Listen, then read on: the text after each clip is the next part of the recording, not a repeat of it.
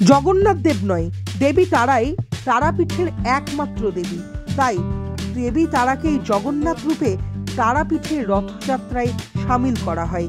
মন্দির থেকে বের করে রথে চাপিয়ে তারাপীঠ ঘোরানো হয় দেবী তারাকে।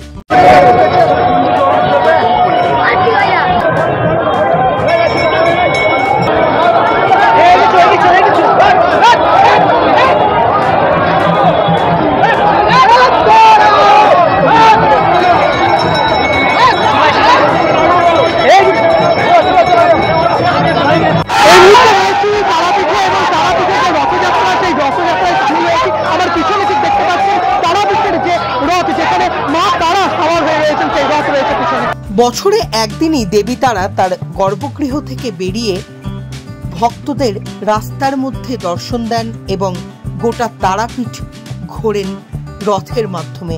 আজ দেবী তারা জগতের নাথ হিসেবে প্রত্যেকটি ভক্তবৃন্দকে দর্শন দেন এবং আজ সকাল থেকে বিশেষ পূজা পাঠের মাধ্যমে এবং বিশেষ ভোগ নিবেদনের মাধ্যমে পূজা পাঠ হবার পরই চিরাচরিত প্রথা অনুযায়ী দেবী তারাকে নিয়ে তারাপীঠের রাস্তায় রথে চড়িয়ে ভক্তরা ঘুরলেন এবং যা দেখবার জন্য ভিড় জমিয়েছিলেন বিভিন্ন দূর দূরান্তের ভক্তবৃন্দরা।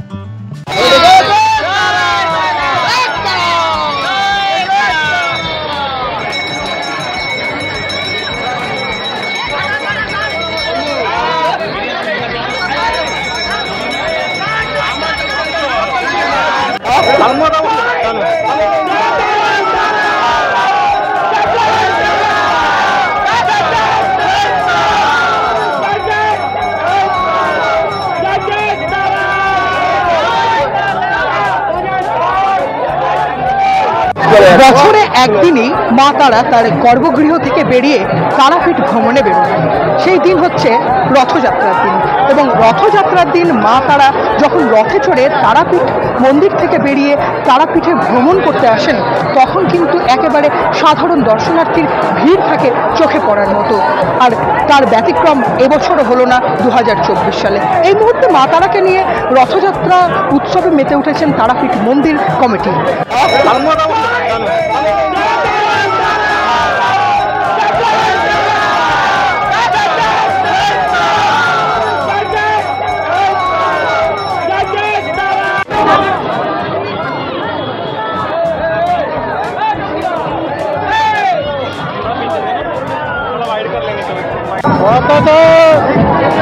অনেক কিছু হয়, মায়ের অনেক আরাধনা হয়, ভোগ হয়। হ্যাঁ, মায়ের তো এরা মাকে সাজানো হয়, এগুলো বের করে মাকে সাজিয়ে রথে চড়ানো হয়। হ্যাঁ, সেই সব নিয়ে একটা উৎসব হয়।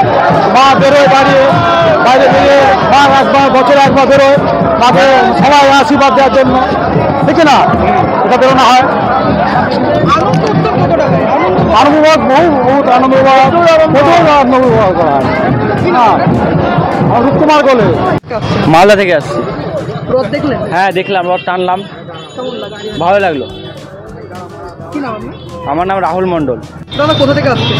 আমি জঙ্গিপুর থেকে আসছি। কেমন দেখলেন? হ্যাঁ ভালো, তারাপীঠে তারা মা রথের মধ্যে আছেন, রথ টানলাম, খুব ভালো লাগলো। কি নাম? আমার নাম বিটন ঘোষ।